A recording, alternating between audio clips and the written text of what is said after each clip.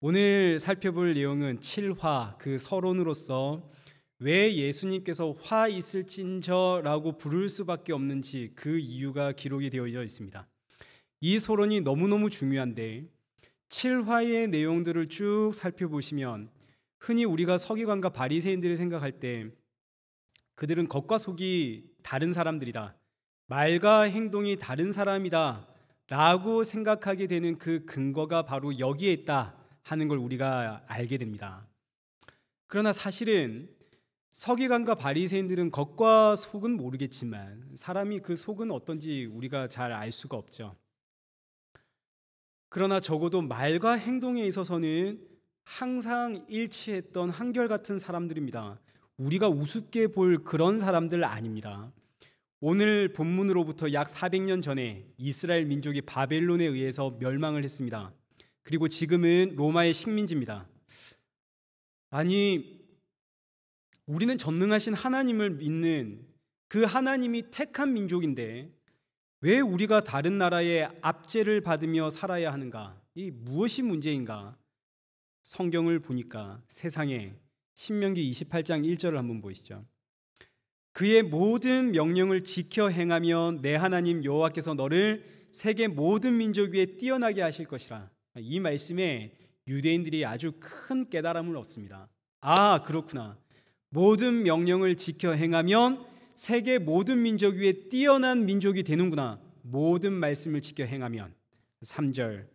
그래서 하나님의 그 모든 율법을 지켜 행하면 성읍에서도 복을 받고 들에 나가도 복을 받고 내 몸의 자녀와 토지의 소산과 짐승의 새끼조차 복을 받고 들어가도 복을 받고 나가도 복을 받고 적군들이 한 길로 왔다가 몇 길로 7길로 도망가고 때를 따라 비를 내리시고 많은 민족에게 꾸어줄지라도 꾸지 아니하고 머리가 되고 꼬리가 되지 않는 세상에 율법만 지키면 뭐를 받는다고요? 이런 축복을 받습니다. 반대로 15절 그 밑에 있는 말씀을 보니까 15절에 내가 오늘 내게 명령하는 그의 모든 명령과 규례를 지켜 행하지 아니하면, 강조가 모든입니다. 모든 명령과 규례를 지켜 행하지 아니하면 이 모든 저주가 내게 임하여 이를 것이니, 하나님의 그 저주가 이제 기록이 되는데 16절 잠시 제가 기록을 했습니다. 성읍에서도 저주, 들에서도 저주. 19절에는 들어가도 저주, 나가도 저주. 이 저주가 쭉 기록이 되는데 앞서 하나님께서 축복했던 축복에 약 3배가 더 많습니다. 저주가. 어마어마한 저주가 쭉 기록이 되는 거죠. 이 말씀을 보고 이스라엘 민족들이 크게 깨닫습니다. 아, 오늘 우리가 이렇게 빼앗기고 식민지 나라가 된 것은 하나님이 주신 그 모든 말씀을 지켜 행하지 않아서구나. 그러니 우리 이제 하나님이 주신 그 모든 말씀을 다 지켜 행하자. 그러면 우리가 어떤 민족이 될 거니까요? 모든 민족 중에 뛰어난 민족이 될 거니까요. 그래서 성경에 기록되어 있는 그 모든 율법들을 다 조사해 보니까 하나님께서 해라 하지 마라라는 그 율법이 총 613가지입니다. 이 엄청난 율법들을 전부 하나도 빠짐없이 날마다 흠이 없도록 지켜내는 사람들을 바리새인이라고 합니다. 이스라엘 민족 중에 아무나 바리새인 되는 거 아닙니다. 말과 행동이 다르면 절대로 바리새인이 될 수가 없습니다. 이스라엘 민족이 바보입니까? 세계에서 제일 머리 좋은 민족입니다. 말과 행동이 다른 사람은 조금만 지켜봐도 알죠. 정말 이 사람이 말만 하는 사람인지 아니면 그 삶도 그렇게 가는 사람인지. 바리새인들은 말과 행동이 똑같은 사람들입니다. 그 바리새인들 중에서도 엄격한 절차와 시험을 쳐서 서기관이 됩니다. 서기관은 율법을 필사하는 사람이고 동시에 그 율법을 가르쳐주는 율법 교사이고 바리새인 중에 바리새인입니다. 말과 행동이 다른 사람이 아니라 말과 행동이 똑같이 일치하는 사람, 613가지의 율법을 하나도 빠짐없이 흠이 없이 지켜내는 사람들, 이 사람들이 서기관이요 바리새인들. 613가지의 율법을 간략하게 요약하면 어떻게 되나요? 하나님 사랑, 이웃 사랑이 되죠. 누가복음 10장 25절 한번 보십시오. 어떤 율법 교사가 일어나 예수님을 시험하여 이르되 선생님 내가 무엇을 하여야 영생을 얻으리까? 예수께서 이르시되 율법에 무엇이라 기록되었더냐? 27절 대답하여 이르되 내 마음을 다하고 목숨을 다하고 힘을 다하고 뜻을 다하여 주 너의 하나님 사랑하고 또한 내 이웃을 내 자신과 같이 사랑하라 하였나이다. 지금 율법 선생, 다른 말로 서기관이 예수님께 묻습니다. 어떻게 해야 영생 얻습니까? 예수님이 대묻죠. 율법에 뭐라 하더냐? 이 율법 선생이 하는 말이 율법에는 주 너의 하나님 사랑하고 내 이웃을 내 몸처럼 사랑해라 했습니다. 그러니까 율법 선생, 서기관, 바리새인들은 613가지의 그 율법을 요약하면 그게 결국 하나님 사랑, 이웃 사랑이라는 걸 다 알고 있었습니다. 율법은 하나님 사랑이요 이웃 사랑입니다. 그러면 서기관과 바리새인들은 하나님 사랑, 이웃 사랑을 말로만 했겠습니까? 아니면 행동으로도 했겠습니까? 당연히 행동으로 했겠죠. 말로만 하나님 사랑, 이웃 사랑하면 누가 이들을 존경하겠습니까? 누가? 정말로 이웃 사랑 실천하니까 존경받는 것이고 율법에 흠이 없다 평가받는 거 아닙니까? 예수님께서도 서기관과 바리새인들의 의를 인정해 주셨습니다. 마태복음 5장 20절 한번 보십시오. 너희 의가 서기관과 바리새인보다 더 낫지 못하면 결코 천국에 들어가지 못하리라. 이스라엘 공동체가 서기관과 바리새인들의 그 의로움을 얼마나 존경했는지, 그런데 예수님께서 그들의 의보다 너희가 더 낫지 아니하면 천국 못 간다. 제자들이 깜짝 놀라서 묻습니다. 아니 그럼 대체 천국은 누가 들어간단 말입니까? 저렇게 율법을 흠없이 지켜가는 자들도 천국에 못 가면 대체 누가 천국에 들어갑니까? 로마서 3장 21절 이제는 율법 외에 하나님의 한 의가 나타났으니 이 의가 누구신가요? 예수 그리스도. 서기관과 바리새인보다 나은 의는 누군가요? 예수님의 의. 그 예수님의 의로움 밑에 누가 있나요? 서기관과 바리새인들의 의. 사람이 도달할 수 있는 최고의 의가 서기관과 바리새인들의 의입니다. 자, 이제 이것만 아시면 오늘 우리가 살펴볼 마태복음 23장은 그 내용이 이제 쉬워집니다. 1절부터 한번 보시죠. 이에 예수께서 무리와 제자들에게 말씀하여 이르시되 서기관과 바리새인들이 모세의 자리에 앉았으니, 이 모세의 자리란 율법을 가르치는 자리입니다. 오늘 말로 표현하면 이 강대상, 여기가 모세의 자리가 되겠죠. 하나님의 말씀을 풀어서 가르치는 자리, 이 자리에서 이스라엘 백성들을 서기관과 바리새인들이 가르치는데 3절 그러므로 무엇이든지 그들이 말하는 바는 행하고 지키되 그들이 하는 행위는 본받지 마라. 그들은 말만 하고 행하지 아니하며. 자, 이제 이 말씀을 보시면 역시 서기관과 바리새인들은 말만 하는구나, 우리 이렇게 생각할 수 있겠지만 우리 앞서 서기관과 바리새인들은 언행이 일치되는 사람, 말과 행동이 일치되는 사람이다, 이거 다 살펴보았습니다. 율법을 흠이 없도록 지켜낸 사람들입니다. 그럼 대체 여기 3절에 기록되어 있는 말씀이 이게 무슨 뜻입니까? 그들이 말하는 바는 지켜 행하되 그들의 행위는 본받지 마라. 이게 대체 무슨 이야기인가요?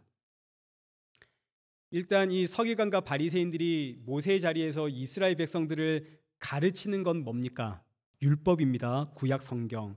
율법은 그 자체로 의롭고 선합니다. 그러니 율법은 지켜야 하나요? 말아야 하나요? 이 문제는 오늘날에도 종종 많은 분들이 논쟁을 하는데, 여러분 율법은 지켜야 됩니까? 율법은 지키지 않아도 됩니까? 예수님은 지금 뭐라고 하시나요? 예수님 지키라 하나요? 지키지 말라 하나요? 예수님은 그들이 말하는 바는 뭐 어떻게 하라고요? 지켜 행하고, 율법은 지키십시오. 성경 말씀은 지키며 사십시오. 저는 한 번도 율법 지키지 마라 이렇게 말해본 적이 없습니다. 여러분들께. 저는 이렇게는 말을 많이 하죠. 여러분, 율법을 통해서는 하나님을 기쁘게 할 수 없습니다. 율법을 통해서는 죄를 깨닫습니다. 교회에 나와서 아무리 충성, 헌신, 봉사, 선교, 전도, 헌금, 이웃사랑, 절제, 온유, 오래 참음 아무리 그렇게 해도 그런 행위들이 하나님을 기쁘게 할 수 없습니다. 제가 그렇게는 이야기를 했어도 율법 지키지 마세요, 이런 이야기는 해본 적이 없습니다. 근데 아이고, 그걸로 하나님을 기쁘게 할 수 없다면 안 해도 되겠네, 이런 분들이 간혹 있습니다. 그런 분들에게 오히려 제가 제발 예수 믿고 사십시오, 이렇게 말씀을 드렸지 율법 안 지켜도 됩니다, 이렇게 말씀드린 적이 없습니다. 자, 물론 누가복음 16장 16절 한번 보십시오. 율법과 선지자는 세례 요한의 때까지요, 그 후부터는 하나님 나라의 복음이 전파되어. 율법은 구약의 마지막 선지자인 세례 요한의 때까지가 율법입니다. 그 후부터는 예수님의 십자가의 복음입니다. 근데 이 말씀이 율법은 세례 요한의 때까지, 지금부터는 복음, 그러니 이제 율법은 필요 없어, 이런 이야기가 전혀 아닙니다. 율법이 없으면 우리가 뭘 모르나요? 죄를 모르죠. 죄를 모르면 예수님의 십자가도 나에게 필요 없습니다. 율법이 얼마나 중요한가요? 우리 안에 믿음, 성령이 임하면 반드시 성도는 율법을 통해서 죄를 발견하게 되어지고, 죄를 발견하니 이런 날 구원하신 예수님의 십자가가 보이는 겁니다. 이게 복음입니다.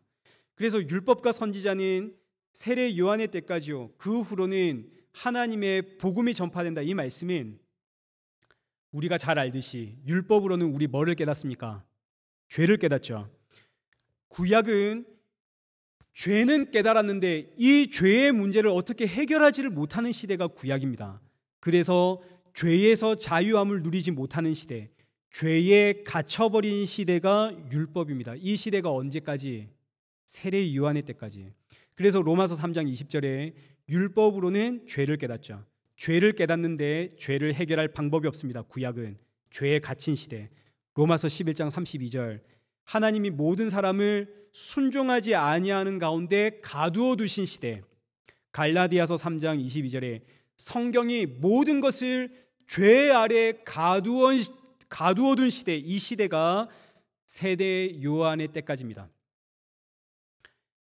이걸 가지고 율법은 더 이상 필요 없어, 이런 이야기 전혀 아닙니다.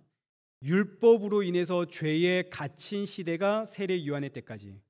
그 후로는 이제 하나님의 복음이 전파되어지는데, 이 복음은 십자가에 죽으신 예수 그리스도입니다. 그래서 이젠 더 이상 율법으로 인해 죄에 갇혀 있는 시대가 아닙니다. 십자가에 죽으신 예수 그리스도로 인해서 나를 억압하고 나를 가두어둔 이 죄에서 자유함을 얻은 시대가 오늘 우리가 살아가는 이 신약의 시대입니다. 이게 복음입니다. 죄에서의 자유. 로마서 8장 2절, 이는 그리스도 예수 안에 있는 생명의 성령의 법이 죄와 사망의 법에서 너를 해방하였느니라. 그래서 오늘 이 시대에 성령이 임한 성도들은 죄에서 해방됨, 율법이 주는 그 죄의 억압에서 해방된 시대다, 이런 이야기지. 이 말씀이 이제는 율법을 더 이상 지킬 필요가 없는 시대, 이런 이야기가 아닙니다. 물론 이제 성경을 보시면 사도들이 율법주의자들을 끊임없이 경계하며 교회에서 쫓아내는 이야기들이 계속 기록이 되어집니다. 사도들이 율법주의자들을 향해서 저들은 다른 복음을 전하는 자다, 그래서 교회에서 쫓아내는 이유는 율법주의자들이 율법을 가르치면 이건 전혀 문제가 없습니다. 그런데 율법을 지켜야만 구원을 받는다고 가르치니까 이게 문제가 되는 겁니다. 예수님만으로는 안 되고 율법을 지켜야만 구원을 받는다라고 하니까 이들의 복음이 다른 복음이요, 거짓 복음이요. 예수님만으로는 안 되고 할례를 받아야만 구원을 받는다. 예수님만으로는 안 되고 11조도 해야 되고 주일 성수를 해야만 구원을 받는다. 이건 전부 거짓말입니다. 오직 예수님으로만 구원을 받습니다. 그래서 예수님만으로는 안 돼, 율법도 함께 지켜야 돼 하는 거짓 복음 전하는 율법주의자들을 교회에서 쫓아내라, 이런 이야기지, 율법 지키지 마라, 이런 이야기는 아닙니다. 율법은 도리어 성도에게 큰 유익과 덕을 줍니다. 오늘날 교회가 부활절, 성탄절, 송구 영신 예배 이런 걸 만들어서 지킵니다. 이건 율법도 아닙니다. 성경에도 없는 절기들입니다. 사람이 만들어냈습니다. 그런데 이 절기들이 사람들에게, 교회에 얼마나 유익을 줍니까? 사람이 만들어낸 절기도 이렇게 유익을 주는데 하나님이 우리에게 주신 율법 말할 것도 없습니다. 11조를 해봐야 내가 얼마나 돈 사랑하며 사는 인생인지 그거 압니다. 충성, 헌신, 봉사를 해봐야 내가 얼마나 내 이름 높아지는 것을 좋아하는 인생인지, 혹은 내가 얼마나 사람 의식하며 억지로 일하고 있는지 이거 알게 됩니다. 무엇보다 율법의 말씀대로 살려고 노력해야 성도가 이 세상에 덕된 삶을 살아갑니다. 예수 믿고 자유했으니까 내 마음대로 살아야지, 이건 정말 자기 사랑의 극치입니다. 또 제가 이렇게 말씀드리면 그럼 율법대로 살아야 된단 말인가? 그런 고민할 필요가 없습니다. 예수님을 믿고 살아가는 모든 성도들의 신앙생활은 결국 율법 안에 있습니다. 율법을 떠날 수가 없죠. 이 상황에선, 이 환경에선 내가 어떻게 해야 될까? 고민하고 결단하고 살아가 보면 그 결국은 다 율법 안에 있습니다. 억지로 율법 지켜야지가 아니라 너무너무 자연스럽게 율법 안에서 살아가고 있습니다. 억지로 율법 지키는 게 아니라 생명의 법, 그 성령의 법을 따라 살아가다 보니 율법 바운더리 안에 있는 거지. 그러니 율법대로 살아야 되나 말아야 되나 그런 거 여러분 고민할 필요가 없습니다. 고민하는 것 자체가 이미 내가 나를 너무너무 사랑한다 이런 이야기 아닙니까? 11조를 해야 될까 말아야 될까? 그것 자체가 이미 내가 얼마나 돈 사랑하는지 그 이야기 아닙니까? 예수님 믿고 사십시오. 그러니 율법대로 살아야 되냐 말아야 되냐 이런 고민할 것 없이, 그런 고민이 있으신 분들은 그냥 하나님 말씀대로 살려고 하십시오. 하나님 말씀대로 살려고 하면 내가 왜 성도가 십자가 하는지, 왜 오직 예수님 뿐입니다 하는지 자연스럽게 알게 됩니다. 자, 이 내용이 오늘 본문에서 계속 이어집니다. 다시 본문으로 가서 3절 보십시오. 그들이 말하는 바는 행하고 지키되, 서기관과 바리새인들이 말하는 그 율법은 행하고 지키십시오. 그러나 그들이 행하는 행위는 본받지 마라. 그럼 서기관과 바리새인들의 행위는 뭔가요? 하나님의 말씀, 이 율법을 서기관과 바리새인들이 잘 전하고 있습니다. 근데 그 행위는 본받지 마라. 그럼 이게 지금 뭐가 문제란 말입니까? 뭐가 문제입니까? 율법은 죄를 깨닫습니다. 그리고 동시에 율법은 갈라디아서 3장 24절 보십시오. 이같이 율법이 우리를 어디로 인도한다고요? 그리스도께로 인도하는 초등교사. 율법은 저와 여러분을, 성도를, 하나님의 백성을 그리스도께로 인도하는 초등교사입니다. 율법은 죄를 알게 하고 이 죄에서 나를 구원할 하나님의 어린 양, 곧 그리스도께로 인도하는 것이 율법의 역할입니다. 그러니 율법을 가르치면 반드시 그 율법이 인도하고 있는 어디로 가야 되나요? 하나님의 어린 양께로 가야죠. 그런데 율법은 가르치는데 하나님의 어린 양이 보이지 않으면 이 사람을 성경이 소경이라고 표현합니다. 우리 이제 다음 주에 쭉 살펴보겠지만 마태복음 23장 16절, 세 번째 환가, 네 번째 환가 그렇습니다. 예수님께서 율법을 가르치는 서기관과 바리새인들을 향해서 화 있을진저 눈먼 인도자여. 왜 이들이 눈먼 인도자들인가요? 율법은 가르치는데 그 율법이 인도하고 있는 하나님의 어린 양 예수 그리스도는 도무지 보이지 않으니 이들은 눈먼 인도자입니다. 지금 이게 문제입니다. 서기관과 바리새인들 보이시죠?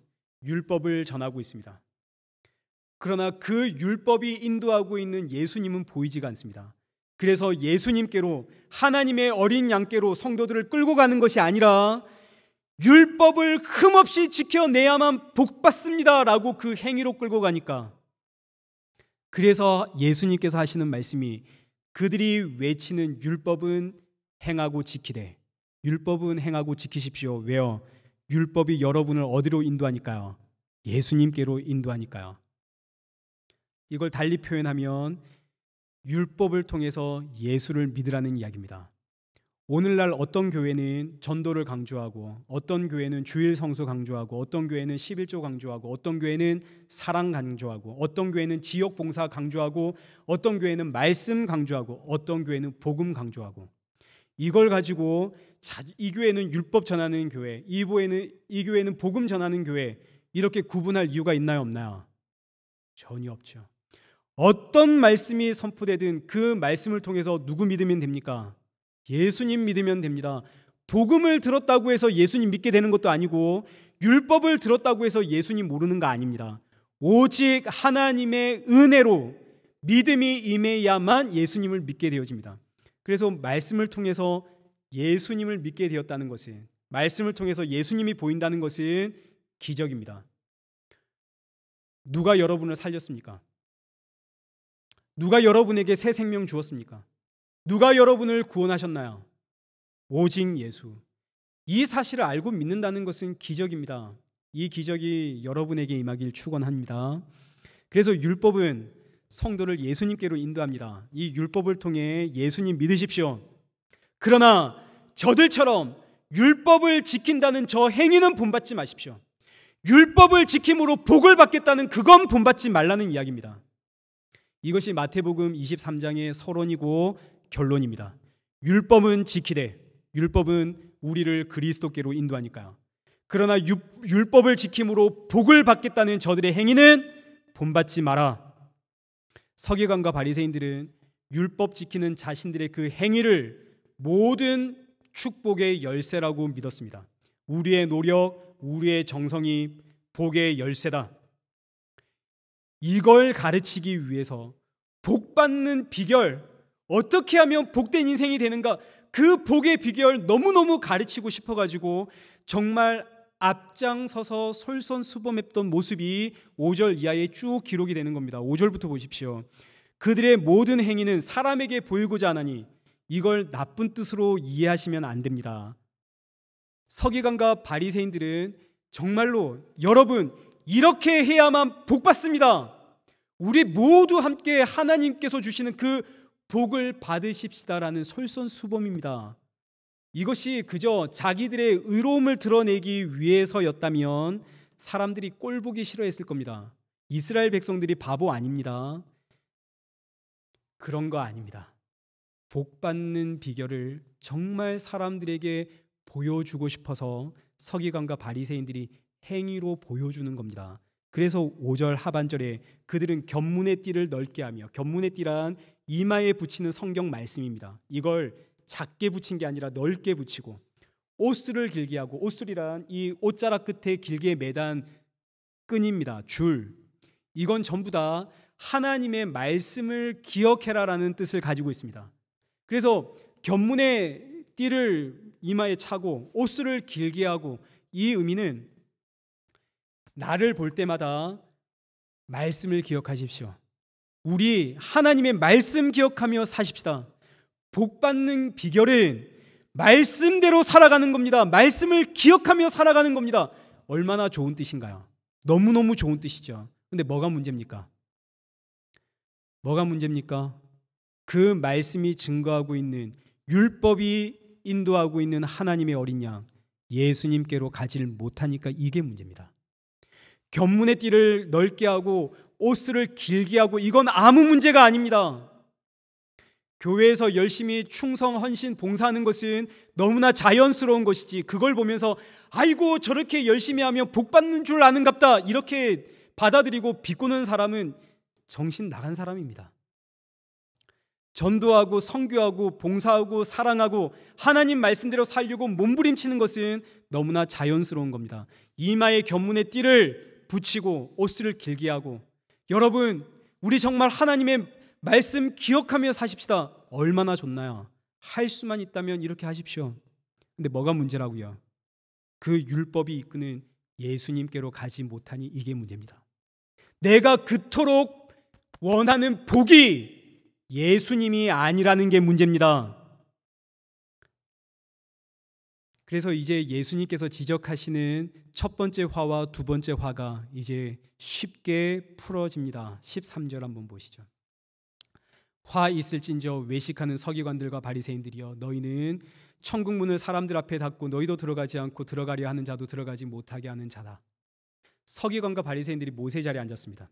하나님의 말씀 율법을 풀어서 전달해 줍니다.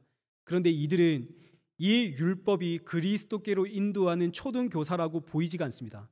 그러니 이 율법을 가지고 흠이 없이 지켜내라고 사람들에게 가르칩니다. 이게 지금 천국 문을 닫고 본인도 들어가지 않고 들어가려고 하는 자도 들어가지 못하게 가로막는 모습이죠. 누가 천국인가요? 예수님이 천국입니다. 율법이 인도하는 그 예수 그리스도, 그분이 천국인데 그 예수님은 온데간데 없고 그저 율법을 지킴으로 복을 받으려고 하고 있으니 천국 문을 가로막고 들어가지도 않고 들어가려 하는 자도 들어가지 못하게 하는 자들, 그러니 너희에게 화가 있을지어다. 마찬가지로 15절, 화 있을진저 외식하는 서기관들과 바리새인들이여, 너희는 교인 한 사람을 얻기 위하여 바다와 육지를 두루 다니다가 생기면 너희보다 배나 더 지옥 자식이 되게 하는도다. 이 당시에 수많은 유대인들이 천하각지에 흩어져 살았습니다. 흩어진 유대인들, 그들 중에는 이방인과 결혼한 유대인들도 있었습니다. 그래서 서기관과 바리새인들은 그 흩어진 유대인들을 찾아서, 이방인들과 결혼한 유대인들을 찾아가서 하나님의 말씀을 전했습니다. 이게 바다와 육지를 두루 다닌다고 표현한 것이고, 그렇게 흩어진 유대인들과 이방인과 결혼한 유대인들을 만나면 어떻게 만든다고요? 율법을 가르침으로 너희보다 배나 더 지옥 자식이 되게 만드는도다. 서기관과 바리새인들이 뭘 전하니까? 율법을 전하니까. 예수님께로 인도하는 율법이 아니라 행위로서 복을 받고자 하는 율법을 전하니까 그 율법을 받는 자들은 그들보다 배나 더 지옥 자식이 되더라. 사람들이 볼 때는 이런 사람들이 어떤 사람들인가요? 흠이 없는 사람들, 너무나 윤리적이고 도덕적이고 아름다운 사람들. 그러나 하나님 보시기엔 어떤 사람들이라고요? 배나 더 지옥 자식들. 그런데 이 와중에 그들이 전하는 율법을 들을 때에 그 율법이 인도하는 예수님께로 나아가게 된다면, 와, 예수 그리스도를 믿어야 되는구나, 하나님의 어린 양을 믿어야 되는구나, 이렇게 나아가게 된다면 이걸 기적이라고 하는 겁니다. 그래서 교회는 기적이 일어나는 장소입니다. 이 강대상에서 성경을 읽고 있는데, 이 강대상에서 율법 전달하고 있는데, 이 강대상에서 성령의 역사 이야기하고 있는데, 앉은 곳에서는 예수님을 믿는 생명의 기적이 일어나는 거죠. 여기서는 전하는 것은 엉망인데 놀랍게도 여기서는 생명의 역사가 일어납니다. 말씀이 전달될 때에. 그래서 교회는 죽은 자가 살아나는, 생명이 역사하는 기적의 장소가 교회입니다. 여기까지가 서론의 말씀인데, 이 말씀들의 결론을 쭉 보시면 결국 예수님만이 길이요 진리요 생명이다 라는 뜻입니다. 예수님 믿으십시오. 예수님 믿는 믿음 구하시고, 이것이 생명으로 가는 유일한 십자가의 길, 유일한 방법입니다. 오직 예수. 그래서 이제 6절 보십시오. 다 왔습니다. 이제 6절. 서기관과 바리새인들은 잔치의 윗자리와 회당의 높은 자리와 시장에서 문안받는 것과 사람에게 랍비라 칭함받는 것을 좋아하느니라. 서기관과 바리새인들은 이런 말 들으면 억울할 겁니다. 사람들이 존경하니까 섬기는 거 아닙니까? 저도 어디를 가면 성도들이 저에게 윗자리, 높은 자리, 좋은 자리에 모시려고 합니다. 안 그러면 괜히 저도 섭섭하고 그렇습니다. 그런데 그 자리는 원래 누구의 자리인가요? 예수님의 자리입니다.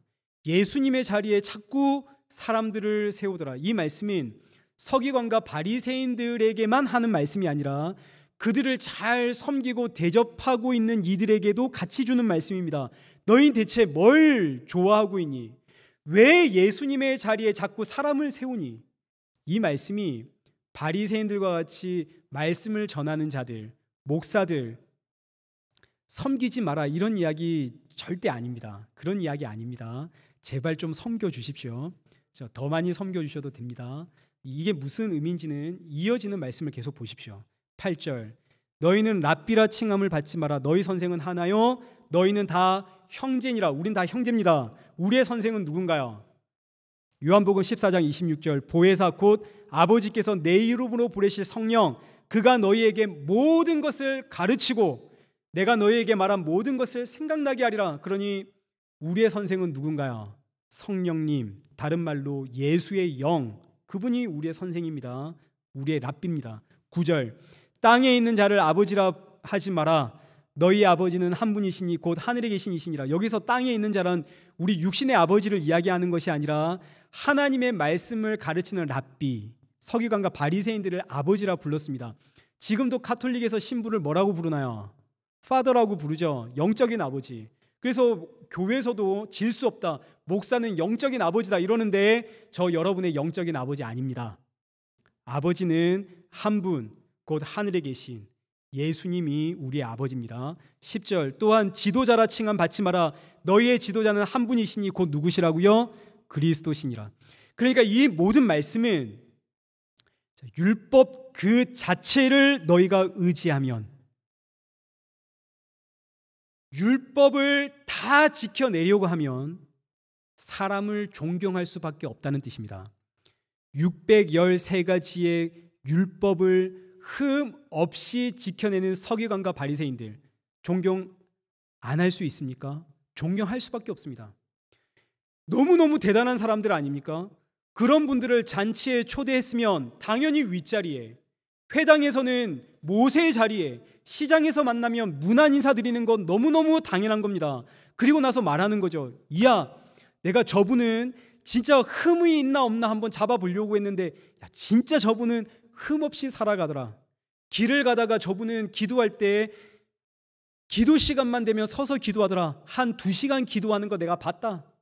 옆에서는 야, 그분 아무것도 아니다. 내가 아는 서기관 저분은 자리에 서서 기도했다 그러면 12시간이더라. 율법을 의지하면 사람의 그 행위를 존경할 수밖에 없습니다. 그래서 율법을 흠없이 지켜내고 있는 그 사람을 랍비, 우리의 아버지, 우리의 지도자 이렇게 불렀는데, 예수님은 저 사람들을 향해서 랍비다, 아버지다, 지도자라 그렇게 부르지 마라. 너희가 의지하는 율법은 너희를 사람으로 끌고 가는 것이 아니라 예수 그리스도께로 인도하는 초등교사다. 이거 우리에게 지금 가르쳐주는 말씀입니다. 정말로 우리가 율법을 통해서 예수님을 믿게 되면, 야, 우리 목사님은 기도하면 기본이 6시간이야. 야, 우리 목사님은 귀신 쫓아내셔. 아이고, 야, 우리 목사님 얼마나 말씀은 좋은지 아냐? 이런 이야기 하겠습니까? 그런 이야기 할 수 없죠. 오직 예수. 누가 날 살렸나요? 누가 날 구원했나요? 율법을 보니까 봐라, 예수님이 날 구원하셨다. 아이고, 니도 그랬나? 나도 예수님이 구원하셨다 아이가. 우와, 그럼 우린 진짜 한 형제네. 너와 나의 머리가 예수님이네. 이렇게 되지 않겠습니까? 이 이야기를 하시면서 예수님이 갑자기 결론을 율법으로 내십니다. 놀라운 이야기입니다. 11절과 12절을 보시죠. 너희 중에 큰 자는 너희를 섬기는 자가 되어야 하리라. 이건 구약에서 끊임없이 반복되어지는 고아와 과부와 나그네를 섬겨라, 이 율법의 이야기입니다. 예수님께서 지금 서기관과 바리새인들이 가르치는 그 율법을 가지고 그 율법이 누구를 이야기하는지를 우리에게 가르쳐주는 말씀입니다. 율법을 가지고 와서 섬기는 자가 큰 자다, 다른 말로 어른이다. 섬기는 자가 어른이요 큰 자입니다. 근데 누가 섬기는 자인가요? 우리 이레교회 성도님들은 거의 다 대부분이 우리 교회에 와서 섬깁니다. 식당 봉사하고 찬양대를 하고 교회를 안내하고 일찍 와서 정리를 하고. 근데 섬김이란 이런 거 이야기하는 거 아니죠. 섬김이란 자기 목숨으로 죽어가는 이웃을 살리는 것, 저 이웃의 생명을 살리는 것, 이게 섬김입니다. 자기의 목숨으로 고아와 과부와 나그네를 섬김. 선악과 사건으로부터 하나님으로부터 끊어져 태어난 우리가, 하나님 아버지로부터 끊어진 우리가 고아입니다. 신랑이신 하나님으로부터 버림받은 우리가 과부입니다. 에덴 동산이라는 그 본향에서 쫓겨난 우리가 이 땅의 나그네입니다. 이런 우리를 그 목숨 내어주심으로 섬기신 분, 살리신 분, 누구의 이야기인가요? 예수님의 이야기죠. 마태복음 20장 28절, 인자가 온 것은 섬김을 받으려 함이 아니라 도리어 섬기려 하고 자기 목숨을 많은 사람의 대속물로 주려 함이니라. 율법이 예수님께로 인도하는 초등교사라는 사실을 지금 우리에게 보여주는 말씀입니다. 마찬가지 12절 누구든지 자기를 높이는 자는 낮아지고 누구든지 자기를 낮추는 자는 높아지리라. 이 말씀 역시 구약의 율법입니다. 제가 이제 시간이 너무 많이 가니까 찾지는 않겠습니다. 이 내용들은 전부 다 제사장, 왕, 선지자의 직분입니다. 하나님께서 이 직분 주실 때 이 직분은 전부 다 하나님 앞에서 자기를 낮추고 사람들을 섬기는 직분으로 주셨습니다. 그런데 제사장, 왕, 선지자의 직분을 받으니까 이 직분 받고 어떻게 되나요? 자꾸 높아지려고 하고 사람들은 자꾸 섬기려고 하죠. 이게 사람의 본성입니다. 이 세상은 한없이 높아지려고 합니다. 그래서 끊임없이 바벨탑을 쌓아가죠.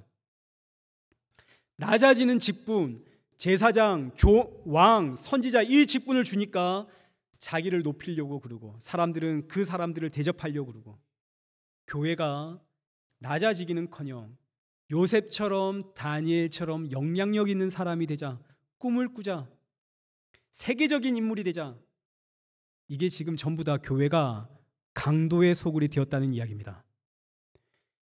이 세상에서 성공해서 잘 먹고 잘 살자라는 내 안의 욕망을 교회가 꿈과 비전이라는 이름으로 제시하는 거 아닙니까? 대체 너와 나를 구원하신 예수님의 십자가는 어디로 갔습니까? 그러니 우리는 우리를 낮출 수 있는 인생이 아닙니다. 저도 이 앞에 서 있는 저도 할 수만 있다면 성공하고 싶습니다. 목회의 성공. 이 예배당의 빈자리 정말 앉을 자리가 없어서 미어 터지는 그런 목회 저 왜 안 해보고 싶겠습니까? 그런 성공한 목회의 자리에 서서 아닙니다. 제가 한 게 아닙니다. 제가 한 게 아닙니다. 이렇게 고개 숙이면 이게 겸손이고 이게 나를 낮춘 건가요? 아니죠. 이거 전부 위선이고 외식입니다. 이거 전부 가짜입니다. 거짓말입니다.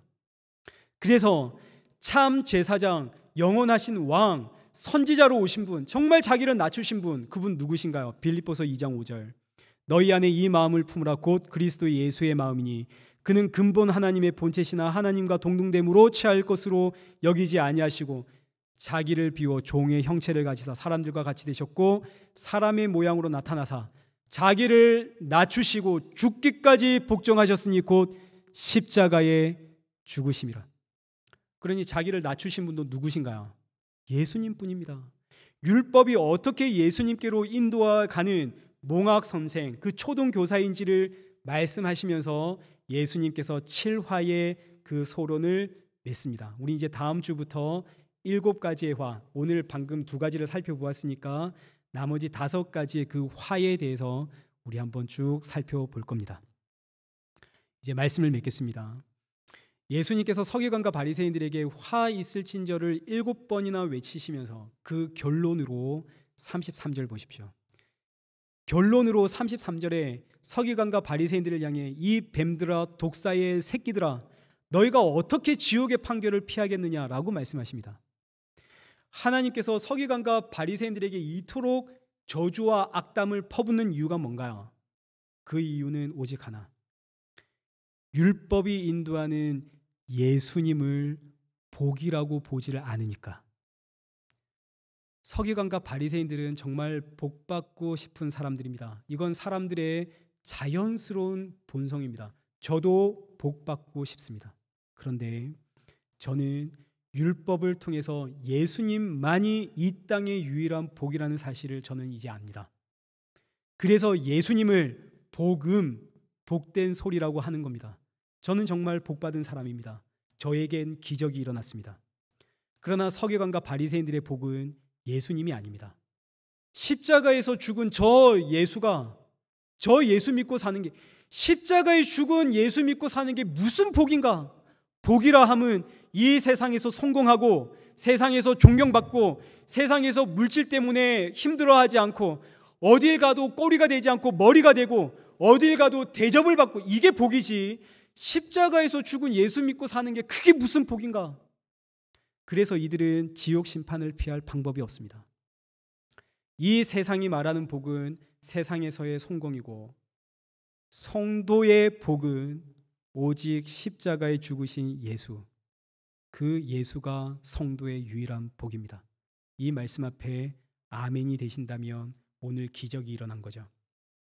예수 믿고 사는 것이 너와 나의 유일한 복이요, 내 가정의 유일한 복임을 믿는 저와 여러분 되시길 축원합니다.